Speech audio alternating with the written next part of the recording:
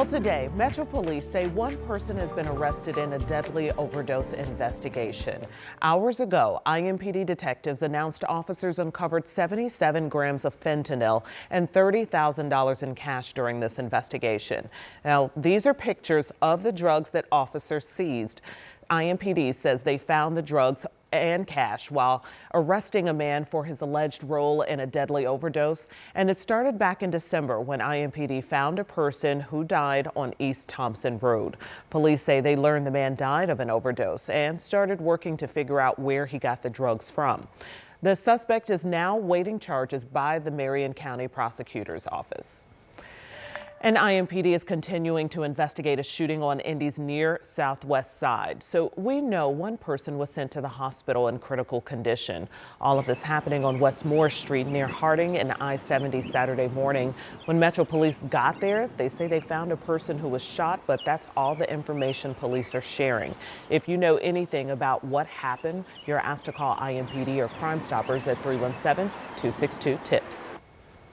And we're learning more about a deadly fire in Fayette County. The Connorsville Fire Department posted on Facebook about an apartment fire last night just before 6:30. Where crews did get inside, that's when they found one person dead. 5 people were also rescued through a second-story window. No word yet on the cause of this fire. The department is saying the Red Cross and local churches are stepping up to help others find a place to stay. And this afternoon, an Indianapolis family is looking for answers after a man disappeared nearly 2 years ago. Our Marina Silva talked to that man's family, and she shares their cry for help. Nearly 2 years since anyone has heard from 39-year-old Derek Sanders. His ex-wife and the mother of his children says having absolutely no contact is not like him, and she's fearing the worst. He's loved. He's very loved. He's very missed. Ashley Sanders was married to Derek for 3 years. They had been together for a decade. But even after the divorce, they still made sure to stay in contact for their 3 children. Derek was in recovery from addiction. He was out of rehab. He was in transitional housing and doing really well. So we were kind of working on reconnecting with the kids and kind of rebuilding some relationships.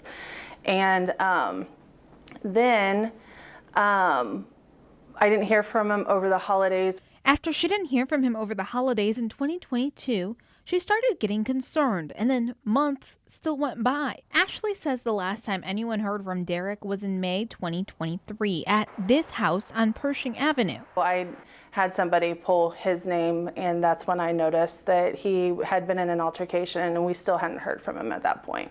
So we put the missing persons report in. According to Officer Tommy Thompson, he says it's still an active case. The detectives continue to reach out to other law enforcement partners asking for information or help, especially if they have any leads that may come their way as to where this individual may be. Unfortunately, at this time, none of those leads have yielded any positive results. However, we continue to really reach out to the community. Ashley says she's frustrated. She wants answers.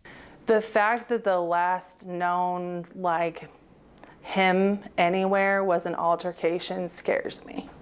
IMPD says this is an open missing persons case. They're asking for community help. If you have any information to bring Derek Sanders back to his kids, call IMPD's Missing Persons Unit. We have that number on WTHR.com. It is Monday. We're back at it again. Sean is here after we had a pretty adventurous weekend. Well, we did. Yes, we did. A lot happened this weekend. And everything, the forecast played out as expected. Unfortunately, that meant we had severe weather. We had some tornadoes. It also meant we had snowflakes flying at times yesterday as well. And I feel like I saw frost on the grass this morning. This morning, better believe it. Yeah, we'll show you why here in a moment. So the sunshine is certainly welcomed here over central Indiana. A quieter weather stretch run, at least for now. But this is March. You know what that means, friends. Got another cold front. Have several of them, in fact, in the 7-day forecast here. But this is why, Felicia. Temperatures drop down well into the 20s here this morning. So if your car was outside, for sure you were scraping some frost. This is the recovery right now. We're back to 40 degrees here in Indy, 42 in Shelbyville. And we've got a pretty good dose of sunshine today. You may notice a little bit of middle and high level cloud cover. but the weather certainly is going to be much quieter. The breeze is going to pick up a little bit, but it's from a warmer direction today. We're expecting in the middle 50s for today. Look what's shaking to the west of us. Upper 60s and lower 70s. And guess what? That's what's on the way for tomorrow. So we've got a nice one dialed in, but we've got another front. We'll time it out. Severe storm potential and some more ups and downs in the temperatures all ahead in the long range outlook. Thanks, Sean. And right now, hundreds of Hoosiers are heading to the airport for spring break vacation. According to FlightWare, the Indianapolis International Airport has about 31 delays. Our crew stopped by the airport earlier this morning, and this is how long the TSA lines were around 5 a.m. You know, a lot of people trying to get that early flight.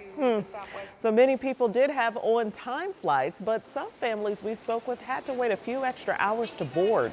We are also talking with several students on the IU swim team who got left behind Sunday after their flight with the team got overbooked.